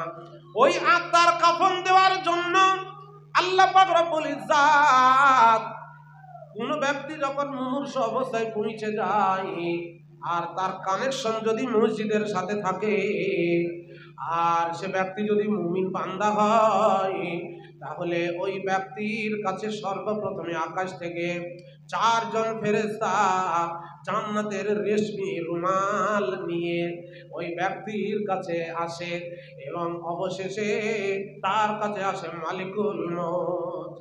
মালিকুল মউত এসে তার ঘাড়ের কাছে কানের কাছে বসে, ঘাড়ের কাছে কানের কাছে বসে সে তখন ডাক দেয় মুমিন বান্দাকে। কি বলে জানেন? কোরআনে আছে, আল্লাহ বলছেন মালিকুল মউত ডাক দেয়, ইয়া আইয়াতুহান নাফসুল মুতমাইন্না ইরজি ইলা রাব্বিকি রাদিয়াতাম মারদিয়া। হে পবিত্র আত্মা, হে প্রশান্ত আত্মা, হে পাক আত্মা, হে মুমিনের আত্মা, ইরজি, এবার তুমি বেরিয়ে এসো দেহ ছেড়ে। কারণ এই দেহের ভিতরে দীর্ঘদিন তুমি থাকলে, দুনিয়ায় মামার বাড়ি, খালার বাড়ি আর শ্বশুর বাড়ি বিভিন্ন জায়গায় ঘোরাঘুরি করলে, আর দেহটাকে তুমি গাড়ি হিসাবে ব্যবহার করলে, এবং তুমি ইঞ্জিন হয়ে দেহটাকে তুমি পরিচালনা করলে, কিন্তু এই দেহের ভিতরে আর তোমাকে থাকতে হবে না, হবে না। এবার তুমি বেরিয়ে এসো। এবার আত্মাটা, মুমিন বান্দার আত্মাটা, সে তখন মালিকুল মউতের ডাকে সাড়া দিয়ে আস্তে আস্তে হুলকুমের কাছে আসে। আর আল্লাহ সূরা ওয়াকিয়ার ভিতরে বলেছেন ওই সময়ে, ফালাউলা ইযা বালাগাতিল হুলকুম, যখন তোমাদের জান হুলকুমের নিকটে আসে, ওয়া আনতুম হিনা ইযিন তানজুরুন, তখন তোমরা আত্মীয় স্বজন আশেপাশে ফেল ফেল করে তার দিকে চেয়ে থাকো, আর সেই ব্যক্তির জানটা আস্তে আস্তে স্মুথলি মুখের কাছে আসে, এবং মুখ দিয়ে ভেতরে গিয়েছে, তার মুখটা খোলা আছে, দেহের একটা বাঁধন আছে, দেহের বাঁধনটাকে আল্লাহ তাআলা ফেরেশতার মাধ্যমে তিনি খুলে দেন। যেমন একটা টিয়া পাখি যদি খাঁচার ভিতরে থাকে, আর খাঁচার মুখটা যদি বন্ধ থাকে এবং তালা মারা থাকে, তাহলে ওই টিয়া পাখিটা যেমন খাঁচার মুখ দিয়ে পার হতে পারে না, ঠিক অনুরূপভাবে এই দেহের ভিতরে আত্মাটা আছে বন্ধু, ওই আত্মাটা অতক্ষণ বের হতে পারবে না যতক্ষণ দেহের বাঁধনটাকে খুলে না দেওয়া হবে।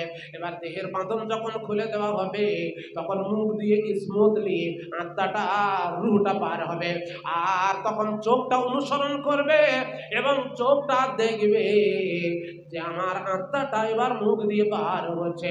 ওই আত্মাটাকে ওই আসমানের 4 জন ফেরেশতা তারা জান্নাতের রেশমি রুমাল দিয়ে সেটাকে জড়িয়ে নেয়, আত্মাটাকে জড়িয়ে নেয়, আর সেটাকে নিয়ে আস্তে আস্তে আকাশের দিকে চলে যায়। আজরাইল, ভাই ভালো করে শোনেন, আজরাইল মালিকুল মউত, আজরাইল নাম কোথাও নেই, কোরআনে নেই, হাদিসে নেই, তাফসীরে নেই, কোথাও পাওয়া যায় না, কিন্তু আমরা বলি আপনাকে বোঝাবার জন্য আমি আজরাইল বলছি, কিন্তু ওর নাম হাদিসে, কোরআনে, তাফসীরে সব জায়গায় মালিকুল মউত এসেছে। মানে মউতের দায়িত্বটা আল্লাহ তাআলা, ডিউটিটা ওকে দিয়েছেন। হ্যাঁ, তো মালিকুল মউতের ব্যাপারে, তার বডির ব্যাপারে আল্লাহর নবী একটা হাদিস বলেছেন যে বানিল মুস্তালিক যুদ্ধে আমি মালিকুল মউতের আসল বডিটা, শাকাল সুরাতটা দেখেছি। কোথায়? বানিল মুস্তালিক যুদ্ধে দেখলাম একটা কাফেরের জানকে কবুজ করার সময় লক্ষ্য করলাম মালিকুল মউতের একটা পা ছিল আকাশে। কোথায়? 500 বছরের রাস্তা দূর, আকাশে। আর একটা পা মালিকুল মউতের ছিল ওই কাফেরের বুকের উপরে। এখানে যতজন আমার দিনদার ভাই বসে আছেন, আল্লাহর কসম করে বলছি, ওই ফেরেশতার সাথে আপনার একদিন না একদিন দেখা হয়ে যাবে। আর আল্লাহর কসম করে বলছি, একদিন না একদিন এসে আপনার বুকের উপর এসে বসবে। তো একজন লোকের শুধু বুকের উপরে বসেননি মালিকুল মউত, তিনি পাশে বসেছিলেন। তিনি আর কেউ নন, তিনি হলেন দুজাহানের নবী, বিশ্ব নবী, নবীকুল শিরোমণি জনাবে মুহাম্মদ রাসূলুল্লাহ সাল্লাল্লাহু আলাইহি ওয়াসাল্লাম। বিশ্ব নবীর কাছে যেদিন নিতে আসলেন মালিকুল মউত, আল্লাহর নবীর কাছে এসে মালিকুল মউত তিনি পারমিশন চাইছেন তার কাছে যাওয়ার, এবং বিশ্ব নবীর বুকে বসেননি, তিনি পাশে বসে সালাম জানালেন, আল্লাহু ইয়াকরিয়াকাস সালাম। ও দয়ার নবী, আপনি কি আল্লাহর কাছে যাবেন না উম্মতের সাথে কিয়ামত পর্যন্ত থাকবেন? আল্লাহর নবী সেই সময়ে দুনিয়া ছাড়বেন বলে মায়ার নজরে একবার ফাতেমার দিকে অনেকক্ষণ তাকিয়ে নিলেন, শেষ দেখা দেখে নিলেন। একবার আয়েশার দিকে তাকাতে লাগলেন, মা ফাতেমার দিকে তাকানোর পর আয়েশার দিকে, তারপরে মালিকুল মউতের দিকে একবার, হযরত জিবরিলের দিকে একবার মায়ার নজরে তাকাচ্ছেন। হযরত জিবরিল আমিন তিনি বুঝতে পারলেন আল্লাহর নবী তিনি দুনিয়া ছাড়বেন বলে সকলকে একবার দেখছেন। সেই সময় হযরত জিবরিল তিনি বলছেন, ইয়া রাসূলুল্লাহ, ইয়া হাবিবাল্লাহ, আপনার রব আল্লাহ তাআলা আপনার অপেক্ষা করছেন, আপনার বন্ধু, সুতরাং আপনি তাড়াতাড়ি রেডি হয়ে যান। বিশ্বনবী তিনি বললেন, আমি রেডি। নিজের আঙ্গুলটা ওপরের দিকে তুললেন, ওপরের দিকে তুলে নিজের জন্য কিছু দোয়া চাইলেন। ওই দোয়াগুলো কি হাদিসে আছে, আল্লাহুম্মা গফিরলি ওয়ারহামনি ওয়া আলহিকনি বিসসালিহিন। বিশ্বনবী এরপরে তিনি বললেন, আল্লাহুম্মা লা তাজআল কবরি ওয়াসানান ইউবাদ। আল্লাহর হাবিব তারপরে শেষ বাক্য বলার আগে বললেন, আল্লাহুম্মা রাফিকিল আলা, আল্লাহুম্মা রাফিকিল আলা। এই শব্দ বলতে বলতে হাতটা তার নিচে নেমে পড়ল, শরীরটা শিথিল হয়ে তিনি চলে গেলেন আল্লাহর কাছে। তো মালিকুল মউতকে আল্লাহর নবী তিনি একদিন আসল সকল সূরাতে দেখেছেন। একজন কাফেরের জান কবজ করার সময় একটা পা ছিল তার আকাশে, আর একটা পা ছিল ওই কাফেরের বুকে। তিনি তিনি হিচড়ে হিচড়ে অত্যন্ত কষ্টের সাথে ওই কাফেরের জানটা বানিল মুস্তালিক যুদ্ধে তিনি বার করলেন। আমার দিনদার ভাই, ইসলাম দরদি মা বোন, তাই আপনার আত্মাটার কাফন কিন্তু আমরা কেউ দিতে পারি না। ফেরেশতারা জান্নাতের রেশমি রুমাল নিয়ে আসে। যদি মালিকুল মউত আপনার ওই জান্নাতের রেশমি রুমাল যদি আপনার জন্য আনে, তাহলে দুনিয়ার মসজিদে আপনি কি জন্য খারাপ জামা গায়ে দিয়ে আসবেন, আর কি জন্য মসজিদে আসবেন মরচে ধরা জামা গায়ে দিয়ে? আপনার জীবনের সব থেকে সেরা জামাটা গায়ে দিয়ে আল্লাহর সামনে এসে খাড়া হবেন তো ইনশাআল্লাহ? বলেন। মৌলভী সাহেব বললেন ইনশাআল্লাহ, আর মৌলভী সাহেবরা তো ভালো জামা পরে থাকে। তো এটা একটা মসজিদের আদব, আরো মেলা আদব আছে, কিন্তু সেগুলো বলবো, আপনারা শুনতেই থাকলে আমি বলতেই থাকবো। কিন্তু একটু মসজিদের ব্যাপারে যেহেতু, তাই মসজিদের জন্য একটু আহ্বান করছি, আসুন। কোন নেককার বান্দা আছেন যে আপনার জান আর মাল বিনিময় করবেন আপনি জান্নাতের বদলে, এবং দুনিয়ার ভিতরে বেশি দিন থাকবেন না, সেটা বললাম 60 বছর 70 বছর, আর বেশিরভাগ সময়টাই আমাদের কেটে যাচ্ছে হেলাই খেলায় আর বিভিন্ন রকমের কাজে কামে হাই হেলোতে আর মোবাইল নাড়তে নাড়তে। দিনদার ভাই, সেজন্য আল্লাহকে রাজি করার জন্য, আল্লাহর ঘর আবাদ করার জন্য আপনাকে আসতে হবে। আল্লাহ তাআলা তিনি কোরআন মাজিদের ভিতরে বলেছেন দান করবে কে? তো কোরআনে আছে, ইন্নামা ইয়ামুরু মাসাজিদাল্লাহি মান আমানা বিল্লাহ। মসজিদের সার্বিক সার্কুলার কে দেবে? মসজিদের কমিটি কে হবে? আর মসজিদের রক্ষণাবেক্ষণ যারা করবে তাদের ভিতরে 5খানা গুণ থাকতে হবে। কটা গুণের কথা বললাম? আপনারা তো হলারে ভরছেন, মানে বলবেন কি? আর এখন যে খাবারগুলো খাচ্ছেন, এই ভাই, এখন আপনার হলার খালি আছে, হলারটা ভর্তি হবে খাওয়া দাওয়ার পর, তো ওই যেটা সবাই চিবিয়ে চিবিয়ে খাচ্ছে, 24 ঘন্টা পর ও এমন মাল বানাবে ওর পাশে দাঁড়ানো, মানে এটা একটা পায়খানা ফ্যাক্টরি, তাই কিনা? দেহটা, বডিটা পায়খানা একটা ফ্যাক্টরি। আপনি এখন সন্ধ্যাবেলায় আপেল খান, সেব খান, মাংস খান, যাই খান, ও 24 ঘন্টা পরে ওই মাঠে ঘাটে গিয়ে যখন ঢালবেন তখন এত গন্ধ করবে যে ওর পাশে আর দাঁড়ানো যাবে। তো আমি যে খোরাকগুলো আপনাকে দিচ্ছি, এই খোরাকগুলা হচ্ছে আপনার জীবনে উন্নত এবং চিরস্থায়ী জান্নাত পাওয়ার একটা খোরাক। সেই খোরাকগুলা খেতে খেতে হঠাৎ সবারই হাতে একটা করে আপনার চা আর তার হাতে একটা টা মানে বিস্কুট খেতে লাগবে।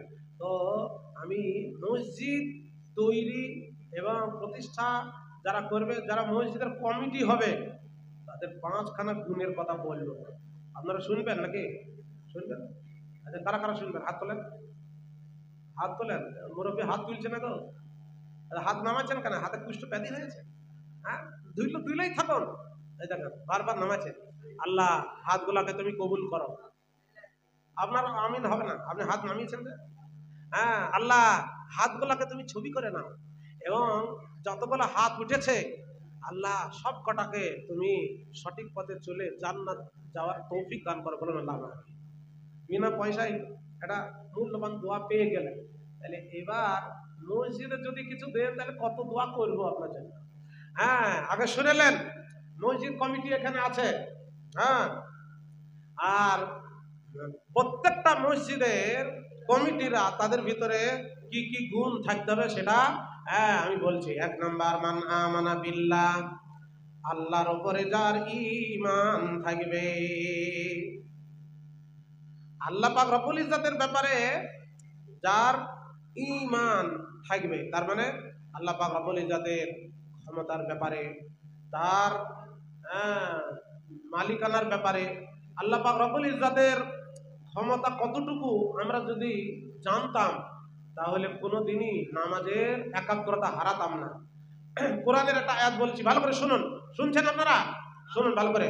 আল্লাহ পাক রব্বুল ইজ্জত বলছেন, ওমা কাদারুল্লাহ হাক্কা কাদরিহি ওয়াল আরদু জামিআন কাবজাতুহু ইয়াওমাল কিয়ামাতি ওয়াস সামাওয়াতু মাতবিয়াতুম বিয়ামিনিহি সুবহানাহু ওয়া তাআলা আম্মা ইউশরিকুন। আল্লাহ পাক বলছেন, তোমরা আল্লাহর ক্ষমতা সম্পর্কে কিছু জানো কি? যেদিনকে তিনি পৃথিবীকে ধ্বংস করবেন, যেদিনকে তিনি কিয়ামত ঘটাবেন, সেদিনকে মহান আল্লাহ পাক 7 স্তবক আসমানকে এক হাতে তুলে নেবেন। প্রথম আসমানটা আপনার ফেনার তৈরি, দ্বিতীয় আসমানটা লোহার তৈরি, তৃতীয় আসমানটা চাঁদের তৈরি, আর চতুর্থ আসমানটা তামার তৈরি। এই রকম ভাবে আপনার পঞ্চম আসমান হলো সোনার তৈরি। এরকম করে যেতে যেতে আবার আপনার 7 স্তবক আসমান, সিদরাতুল মুনতাহা, আরশ, কুরসি, আল্লাহ পাক রব্বুল ইজ্জত গোটা আসমান জগৎটাকে এক হাতে তুলে নেবেন। ওয়াস সামাওয়াতু মাতবিয়াতুম বিয়ামিনিহি, আর আল্লাহ তাআলা জমিনটাকে আর এক হাতে তুলে নেবেন এবং তিনি এই রকম করে আসমান আর জমিনকে উঠাবেন আর নামাবেন। ক্ষমতা কতটা বুঝতে পারছেন আপনারা? আচ্ছা, আপনাদের 2 হাতে যদি 2 কুইন্টাল বাটখারা দেওয়া হয়, উঠবে? এরকম নাচাতে পারবেন? নাচাতে পারবেন? পারবেন না। হ্যাঁ, তারপরে 50 কেজি মাটির ঝুড়ি যদি হাতে দেওয়া হয়, ওঠাতে পারবেন না। আর আল্লাহ তাআলা বলছেন, মা কাদারুল্লাহ হাক্কা কাদরিহি ওয়াল আরজু জামিআন কাবজাতুহু। কাবজাতুহু মানে তিনি হাতের মুঠিতে নেবেন, গোটা পৃথিবীর জমিনটাকে তিনি হাতের মুষ্টিতে নেবেন। আর আল্লাহর দুটোই হাত, ডান হাত বাঁ হাত বলে কিছু নেই। আল্লাহ পাক রব্বুল ইজ্জত তারপর বলছেন, ওয়াস সামাওয়াতু মাতবিয়াতুম বিয়ামিনিহি, আর আসমানটাকে আর এক হাতে নেবেন। এই রকম করে উঠাবেন আর নামাবেন এবং বলবেন, লিমানিল মুলকুল ইয়াউম, আজকের দিনের রাজত্ব, আজকের দিনের বাদশাহী কার? সেদিনকে কেউ জবাব দেওয়ার থাকবে না। আল্লাহ পাক রব্বুল ইজ্জতের কাছে সবাই সেদিন মরে যাবে আর সবাই মরে থাকবে। আল্লাহ পাক নিজেই বলবেন, লিল্লাহিল ওয়াহিদিল কাহার। সেদিন আল্লাহ পাক রব্বুল ইজ্জতের রাজত্ব আর কাউরির নাই। সেদিন স্বৈরাচারী বাদশাগুলো বেঁচে থাকবে না। সুতরাং দিনদার ভাই, যারা মসজিদ কায়েম করবে আল্লাহর ব্যাপারে তাদের ঈমান থাকবে। আল্লাহর ব্যাপারে আপনাদের ঈমান আছে তো? খেতে দেয় কি আপনাদের? হ্যাঁ, আপনাদের বাঁচিয়ে রেখেছে কে? আপনাদের হায়াতের রিমোট কন্ট্রোল কার হাতে? আল্লাহর হাতে। তাহলে মসজিদ যারা প্রতিষ্ঠা করবে, মসজিদ যারা রক্ষণাবেক্ষণ করবে, তাদের 1 নাম্বার গুণ হবে তারা আল্লাহর ব্যাপারে তাদের ঈমান থাকবে। 2 নম্বরে ঈমান ব্যাপারে বলেছেন ওয়াল ইয়াউমিল আখিরি, আখিরাতের বিষয়ে তাদের ঈমান থাকবে। আপনাদের এবার প্রশ্ন করছি, এটা উত্তর দেবেন। কাল কটা? কাল কটা? 2টা, ইহকাল আর পরকাল নাকি? হ্যাঁ, ইহকাল আর পরকাল। আর এটা স্কুলে ইন্সপেকশনে গিয়েছে একটা অফিসার, একটা ছেলেকে জিজ্ঞাসা করছে, এই ছেলে বলো তো, আর সেই ক্লাসে একটা মাস্টার আছে, মানে ওই এসএসসি পরীক্ষা দিয়ে মাস্টারি পেয়ে ঘুষ ঘাস দিয়ে দিয়ে জিজ্ঞাসা করছে ছাত্রকে ইন্সপেকশন অফিসার যে কাল কটা? তো বলছে কাল 3টি। তো কি কি? তো বলছে অতীতকাল, বর্তমানকাল, ভবিষ্যৎকাল। তখন মাস্টারটা ও ঘুষ দিয়ে ঢুকেছে তো ভালো জানে না, দিয়ে অফিসারকে বলছে স্যার ওই ছেলেটা ভুল বললো, আসলে কাল 3টে না তো নয় 5টা, বুঝান 5টা। আচ্ছা ছেলেটা ঠিক বললো না ভুল বললো? ঠিক বলেছে। আর মাস্টারটা ভুল বলছে, বলছে ও ভুল বলেছে, কাল হচ্ছে 5টা। তা কি কি? তো বলছে অতীতকাল, বর্তমানকাল, ভবিষ্যৎকাল, সকাল আর বিকাল। সকাল বিকাল কোনো কাল হয়? সকাল আর বিকাল। তখন এবার হেডমাস্টার তার অফিসে আছে, ওই ইন্সপেকশন অফিসার হেডমাস্টারের রুমে গিয়ে বলছে যে আপনার স্কুলের একটা শিক্ষকও যোগ্য নয়, আপনার স্কুলের পারমিটকে কেটে দেবো, হ্যাঁ, দিয়ে আপনার বেতন বেতন কিছু পাবেন না। বলছে কেন? তো বলছে ছাত্র বলছে 3টি কাল, আর মাস্টার আবার বলছে 5টা, তো সে তো ভুল বলছে। তখন হেডমাস্টার সেও এরকম ঘুষ দিয়ে ঢুকেছে, সে তখন বলছে আসলে সাহেব ওই মাস্টারটা আমাদের স্কুলে নতুন ঢুকেছে, অত বুদ্ধি জ্ঞান নেই, বিদ্যা নেই, ও ভুল বলেছে, আসলে কাল হচ্ছে 7টা। হ্যাঁ, ও আবার 2টো বাড়িয়ে বলছে। তো বলছে কি কি আপনি বলেন তো? তো বলছে অতীতকাল, বর্তমানকাল, ভবিষ্যৎকাল, সকাল আর বিকাল, ইহকাল আর পরকাল। ইহকাল আর পরকাল। তো দিনদার ভাই, এ জীবন জীবন নয়, এ জীবনের পরে ওইখানে আর একটা জগৎ আছে, কাল আছে, সেখানে আপনার জীবন যৌবন মালের হিসাব দিতে হবে, আর সেখানে যেতেই হবে। কে কে কবরে যাবেন না হাত তুলুন? সবাই যাবেন? সবাই যদি কবরে যেতে হয়, তাহলে কবরে, দুনিয়ার জীবনে তো মার্বেল পাথরের উপরে শুচ্ছেন আর মার্বেল পাথরে পায়খানা করছেন, ওই কবরে মার্বেল পাথরের দরকার আছে না নেই? আছে। তাইলে আপনি ওই কবরে যদি মার্বেল পাথর নিতে চান, এইখানে দিতে হবে। এবার আপনারা বলবেন মৌলভী সাহেব আমরা যেই টাকাটা দেবো আর ওই ক্যাশিয়ার ওর বিটির বিয়েতে খরচ করে দেবে, নয় টাকাটা ও মেরে দেবে, তো কি হবে? তাহলে একটা উদাহরণ শুনুন ভালো করে। আপনি আজকের এই জালসায় 10,000 টাকা এনে এখানে দিলেন, কি পরিস্থিতি হবে সেটা ভালো করে শুনলেন। ব্যাংকে টাকা জমা করতে গিয়েছেন, আপনার ব্যাংকে ব্যাংকে যখন টাকা জমা করতে যান, তো একটা ফর্ম ফিল আপ করতে হয়, হয় কি হয় না? দিয়ে টাকার অঙ্কটা লিখতে হয়, কথাই লিখতে হয়, অ্যাকাউন্ট নাম্বার দিতে হয়, সব কিছু দিতে হয়। এবার যখনই ফর্মটা ফিল আপ করে ম্যানেজারকে দিয়ে দিলেন, আর আপনার ওই টাকাটা কম্পিউটারে অ্যাকাউন্টে চলে গেল, এখন ওই কাগজের টাকাটা আপনি 10,000 টাকা যখনই ব্যাংকের টেবিলে রাখলেন, হ্যাঁ, আপনার আর কোনো চিন্তা আছে যে ওই কাগজের টাকাটা ম্যানেজার খাবে কি পানিতে ফেলবে কি আগুনে পুড়াবে কি বিটির বিয়েতে খরচ করবে? কোনো টেনশন আছে আপনার? কেন? আপনার অ্যাকাউন্টে চলে গিয়েছে, এখন ওই কাগজের টাকাটা সে খরচ করুক, বিটির বিয়েতে যাই করুক, আপনার অ্যাকাউন্টে 10,000 টাকা উঠে গিয়েছে। পৃথিবীর যে কোনো কম্পিউটার থেকে দেখে নেবেন যে আপনার অ্যাকাউন্টে 10,000 টাকা জমা হয়ে গিয়েছে। ঠিক অনুরূপ আজকের এই কদরপাড়া ওয়াক্তিয়া মসজিদের এই জালসায় আপনি যখনই এসে 10,000 টাকা দেবেন, সঙ্গে সঙ্গে আল্লাহর খাতায় লেখা যাবে, আপনার পরকালের অ্যাকাউন্টে জমা হয়ে যাবে। এখন ওই কাগজের টাকাটা এই মৌলভী সাহেব কিংবা ক্যাশিয়ার সাহেব কিংবা সেক্রেটারি সে যদি ছুঁড়ে ফেলে দেয়, পুড়িয়ে দেয়, আপনার কোনো টেনশন নাই, কারণ আপনার অ্যাকাউন্টে জমা হয়ে গিয়েছে। ও যদি কিছু করে ওর হিসাবও দেবে। আল্লাহ পাক রব্বুল ইজ্জত ওই দিকে ইশারা করে বলছেন, এর মুমিন, তোর যদি কিয়ামত পর্যন্ত ধৈর্য থাকে আর তুই 10,000 টাকা এখন দিবি, সঙ্গে সঙ্গে তুই এর প্রতিফল পাবি না। আর মরার পরে কিয়ামত পর্যন্ত তোর যদি সবর হয়, ধৈর্য হয়, আর পরকালে যদি পেতে চাস তাহলে এখনই তুই দে। আর সেই জন্য আখিরাতের প্রতি তোর ঈমান রাখতে হবে, আর আখিরাতের প্রতি ঈমান রাখবি তবেই মসজিদে দান করে শান্তি পাবি। কথাটা বোঝাতে পারলাম ভাই, দিনদার ভাই? সেজন্য আল্লাহ তাআলা বলছেন ওয়াল ইয়াউমিল আখিরি। আর 3 নাম্বার বলেছেন ওয়া আকামাস সালাতা, যারা নামাজ কায়েম করবে। আর নামাজ কায়েম করে 3 নাম্বার এসেছে, কিন্তু 10,000 করে টাকা, 10 জন, একটু তাড়াতাড়ি আসে, 10,000 করে টাকা। এরপরে যে আয়াতটা পড়েছি, হ্যাঁ, আপনার মসজিদ তৈরি করা নেকির কাজ না গুনার কাজ, একটু বলেন তো ভাই? এরা বলছে না নেকির কাজ না গুনার কাজ? নেকির কাজ। কিন্তু আবার আমি একটু পরেই বলবো মসজিদ তৈরি করা অনেক গুনার কাজ আছে, সেটা পরে বলছি।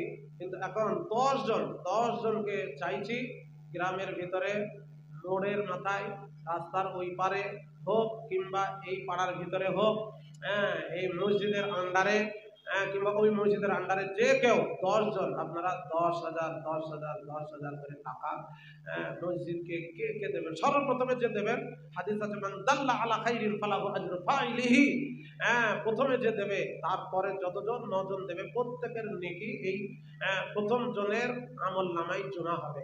সুতরাং 1 নম্বরে কে আছেন যে 10,000 টাকা আপনি মসজিদের জন্য দেবেন? কত পয়সা কোন দিকে চলে যায়। এখন এই ডাক্তারের কাছে গেলে একটা অপারেশন করতে হবে, তো ডাক্তার বলবে আপনার 80,000 টাকা খরচ হবে। তো 80,000 টাকা তখন জমি জায়গা বিক্রি করে আপনাকে জোগাড় করতে হবে। ওই 80,000 টাকা যাতে না দিতে হয়, আপনি 10,000 টাকা দিয়ে আপনার ভিতরের যে রোগ আছে আল্লাহ তাআলা ইচ্ছা করলে সে রোগ ভালো করে দিতে পারে না? পারে না ভাই? পারে। তাইলে আপনি আসুন, আল্লাহর ঘর মসজিদ, এই মসজিদে আপনি দেবেন। খুব তাড়াতাড়ি আপনাকে আসতে হবে। দীর্ঘ 2 ঘন্টা ধরে আপনাদের ওয়াজ চলছে, পুরো 8টায় শুরু করেছি, 2 ঘন্টা ধরে ওয়াজ চলছে। এখন 10 মিনিটের মতো আপনাদের বিরতি দিচ্ছি, তারপর আবার ওই কথাটা বলবো, শুরু করবো। সুতরাং একটু তাড়াতাড়ি আল্লাহর ওয়াস্তে কোন নেককার বান্দা আছেন 20 জনা 5,000 টাকা করে দেবেন, আর 10 জন 10,000, আর সেই মতো 30 জন আপনারা আসুন 2,000, আর 40 জন আপনারা 1,000 করে টাকা। মা রে, বোনেরে, খালাবু, বিটি আমার, আপনাদের অনেকের মা মারা গিয়েছে, বাপ মারা গিয়েছে, ভাই মারা গিয়েছে, তারা চলে গিয়েছে এমন জায়গায় গিয়েছে যেখানে তার কিছুই আর করার নাই, সেখানে তার কোনো নেকি করার ক্ষমতা নাই। আমার দিনদার মা বোন, আল্লাহ তাআলা কোরআনের ভিতরে একটা আয়াতের মধ্যে বলেছেন ওয়া কুল্লা ইনসানিন আলজামনাহু তাইরাহু ফি উনকিহি ওয়া নাহশুরুহু ইয়াওমাল কিয়ামাতি আ'মা।